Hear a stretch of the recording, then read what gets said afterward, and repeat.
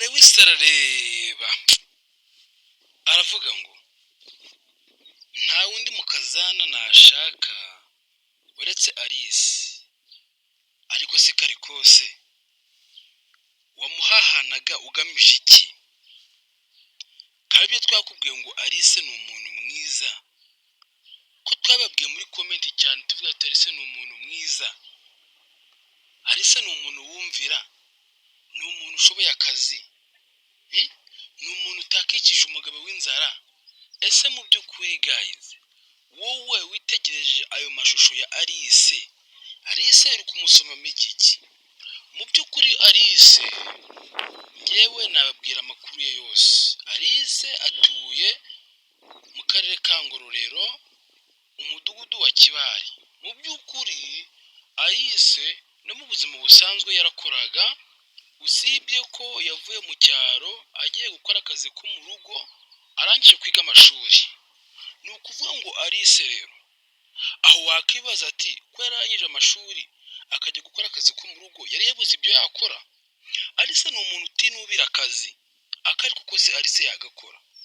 Alice aje kwiga amashuri aravuga ngo reka ajye gushaka amafaranga i Kigali arebe ko yabona udufaranga yakikenuza akabona nayo mavuta, kuko mu rugo rwabo nkuko muri kubibona bari bakenye muri iyo minsi. Alice ageze i Kigali nibwo noneho bishimiye ubwiza bwe ndetse n'ukuntu yivugira neza. Abasitari bavuga ko uyu mukobwa agiye muri filime zajya. Mu by'ukuri ntabwo batinze kumushyiramo, icyo bakoze baramubajije ati Alice wize amashuri angahe, ukunda iki? Avuga ko akunda gukina filime kandi amashuri yose yayasoje.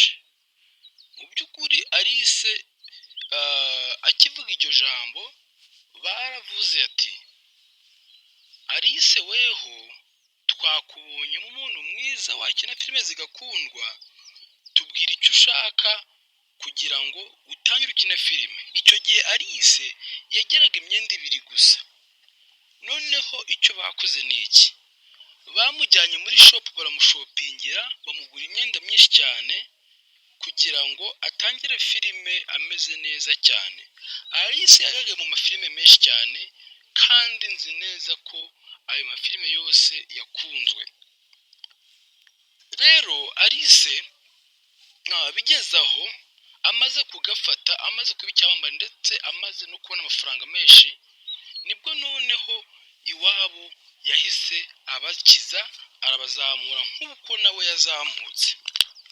Icyo yakoze rero yaragiye ahita avugurura inzu babagamo mbere, noneho ayikubita gasenyi sima, ibintu bigenda neza cyane. Ubu ngubu ahantu hose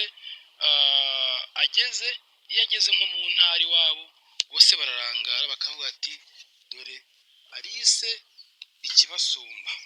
Mu by'ukuri nawe Alice umwitegereje ubona ko ari umwana warezwe umubyeyi, umwana mwiza cyane.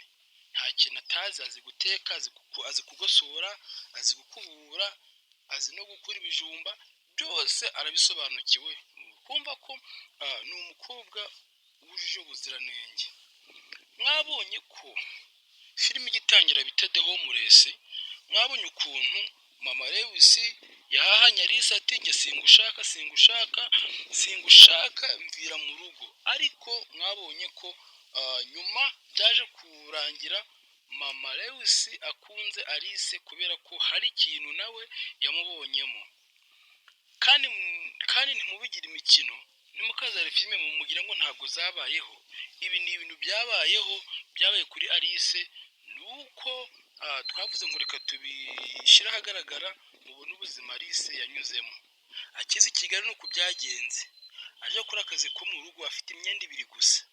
Nuko byagenze avuga ko iyi filime ubuzima ukuntu byamugendekeye, avuga ko ubuzima yanyuzemo bwose azabunyuza mu buryo bwa filime kugira ngo yereke abanyarwanda bihebye ko nabo anytime bazagira icyo baronka.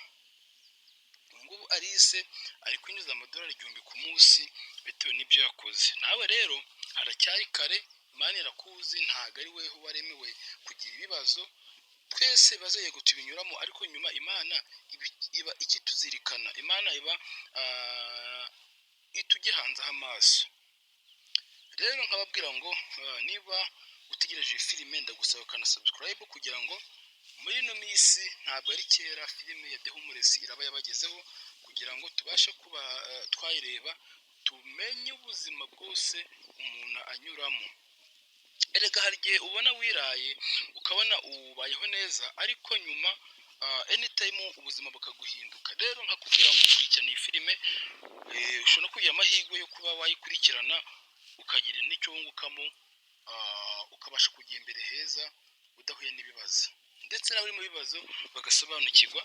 Ngiye banyita Rumazimisi Kiko nk'ibisanzwe, njyewe ubategura filime nkayandika, hanyuma nkayeditinga, abandi bakagitinga. Njyewe ndabakunda cyane, bye bye.